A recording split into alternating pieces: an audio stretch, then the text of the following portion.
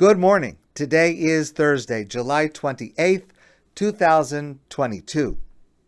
The word Eruv means joined or unified. And there are two components to an Eruv. One is more well-known, the other is less well-known.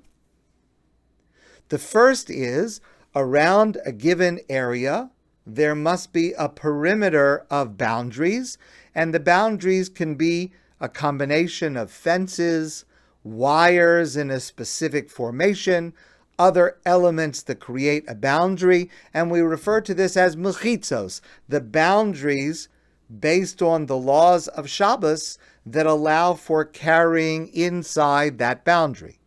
But that's only the first element. There is a second element that is necessary, and that is the joining together of all the Jewish households inside the Eruv into one unified unit.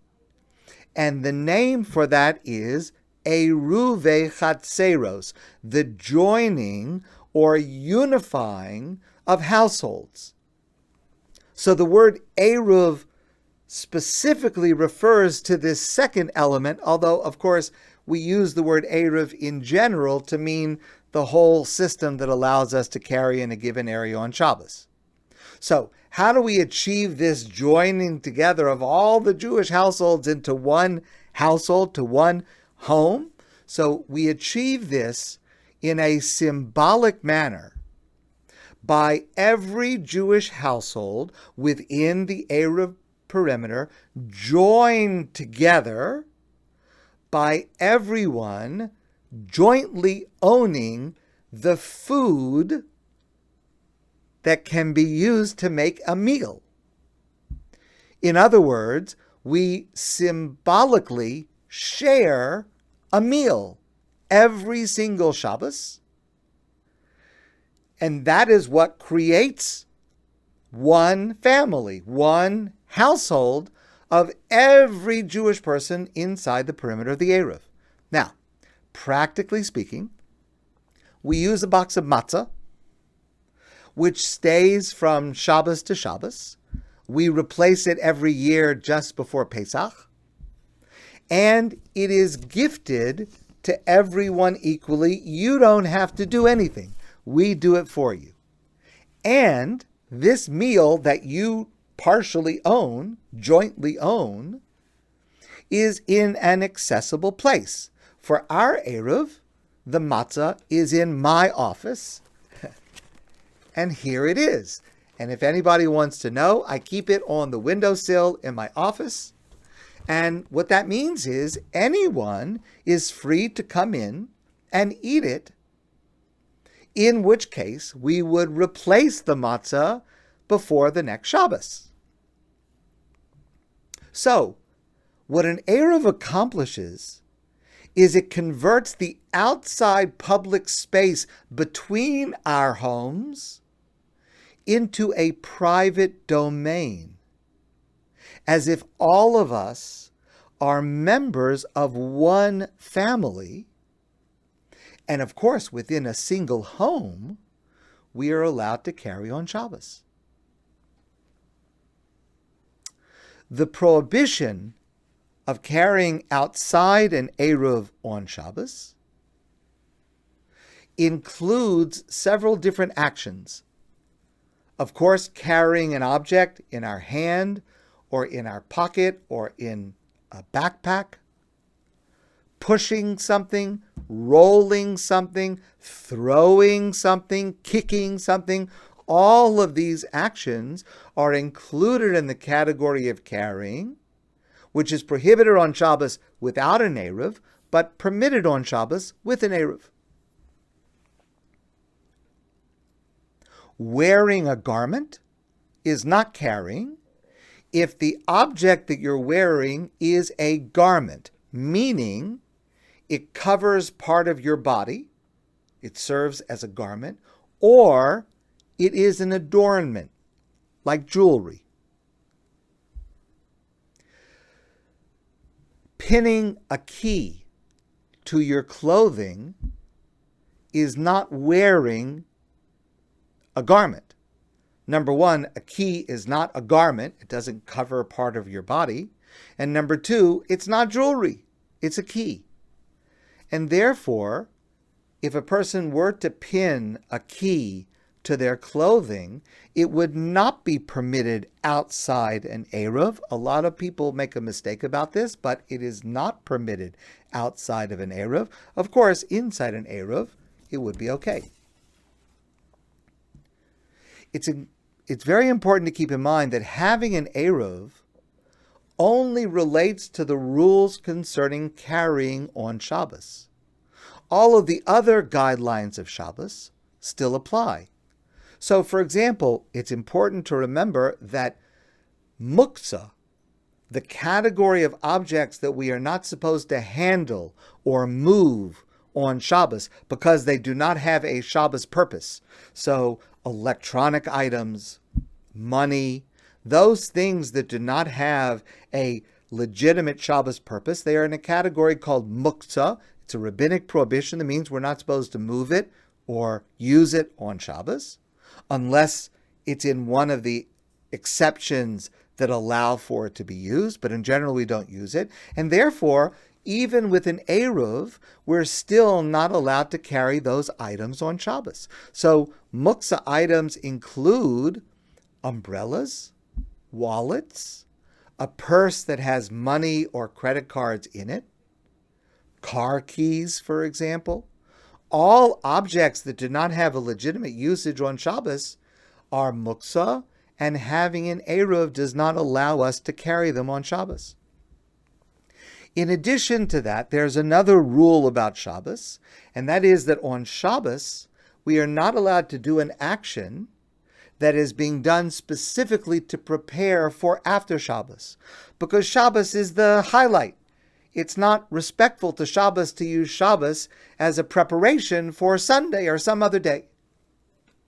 So, for example, let's say on Shabbos afternoon, you're walking to the synagogue, and you want to be able to carry your car keys. You're inside an Eruv. You want to be able to carry your car keys so that when Shabbos is over, you'll be able to drive your car home that you left at the synagogue over Shabbos. You'll have your keys. You'll be able to drive home. That's not okay for two reasons. Number one, car keys are muktzah on Shabbos, and so having an Eruv does not allow carrying them. And number two, even if the car keys would not be muktzah, carrying them on Shabbos is an action specifically for preparing to do something after Shabbos is over, which is prohibited.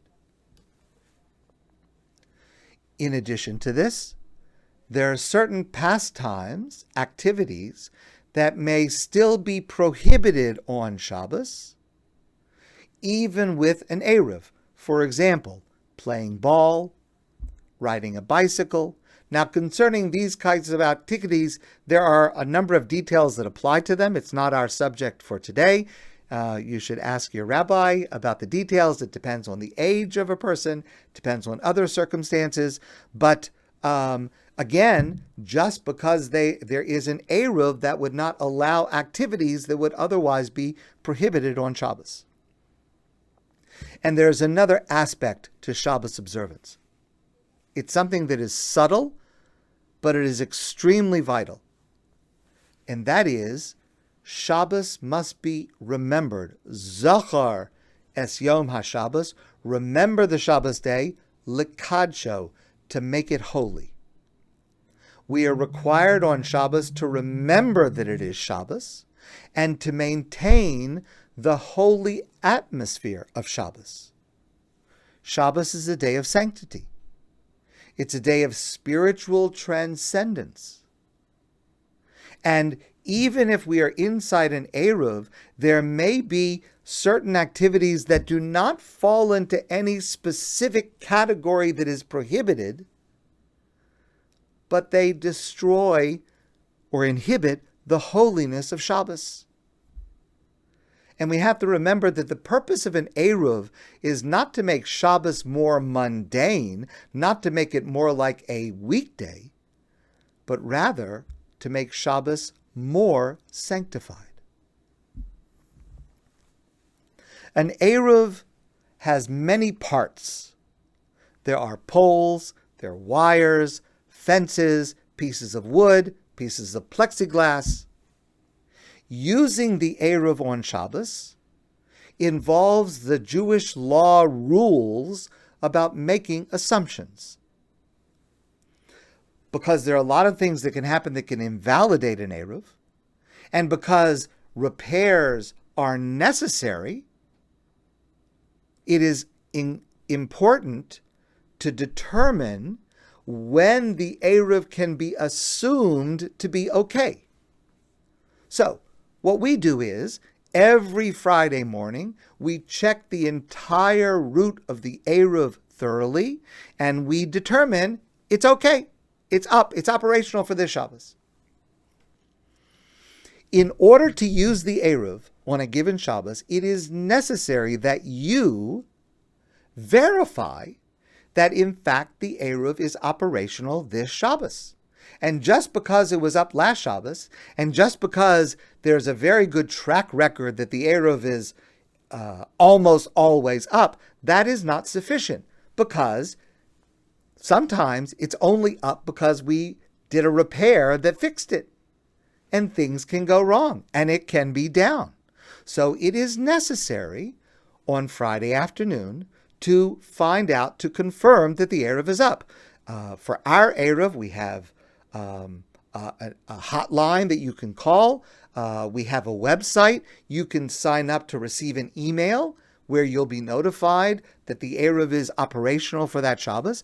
But it is very important to get into the habit every Friday afternoon, wherever you are, to confirm that the Eruv, in fact, is operational. Because that's the only way you're going to be able to assume that it's up for Shabbos. Now, once you hear on Friday afternoon that the Eruv is operational for that Shabbos, you may assume that the Eruv will remain intact all Shabbos long. Of course, even though statistically it is possible for something to happen that would invalidate the Eruv on Shabbos, however, since it's extremely unlikely, a person is allowed to rely on the assumption, if it was up on Friday afternoon, it will be up all Shabbos long. Our experience has been that our Eruv is very durable. And even when there are significant windstorms or snowstorms or thunderstorms, rarely does that cause damage to the Eruv. However, in the event of unusual conditions where tree limbs have come down, that's kind of the tipping point where there is a danger that if tree limbs are falling, that could cause a wire somewhere to come down. That becomes a significant risk. Then the assumption that the Eruv is still valid may not be applicable. So this becomes a bit of a complicated subject, because a person should be very hesitant to conclude that the Eruv has gone down simply on the basis of their own intuition. And even if you see something on Shabbos that appears to call the Eruv into question, you should be very careful and hesitant not to assume the Eruv is down, because it may not necessarily be a problem. The way that we construct the Eruv is to have backups built into the system. So if you do see something that appears to be a problem, you should tell me right away. You should find some way to get a message to me right away so that I can determine if, in fact, there's a problem. And if there is some kind of significant event where tree limbs have come down, we have to be able to determine if it does call the Eruv into question, and if yes, what to do about it. And that's a complicated subject, and that's the responsibility of the rabbis in our community. Inevitably, from time to time, the Eruv will be down. It's just statistically inevitable. No matter what track record there is, it's inevitable that there will be a Shabbos that it's down. Although, of course, we make every possible attempt to fix the Eruv before Shabbos, you should always make contingency plans whenever you are arranging something on Shabbos that relies on the Eruv. As I've mentioned before, one of the pitfalls is that we come to take it for granted and just assume that it's there, but it could not be there one Shabbos. And so contingency planning is always important. Our community Eruv, Côte St. Luc, Hampstead, and Snowdon, is a great benefit to our community. We are very fortunate to have an Eruv in our area. And what I hope with the work that I put into it, is that our Eruv will fulfill its deepest meaning, that all of us are joined, united, that we are truly one family every Shabbos. My friends, I want to wish you a great day, and I look forward to seeing you soon in person.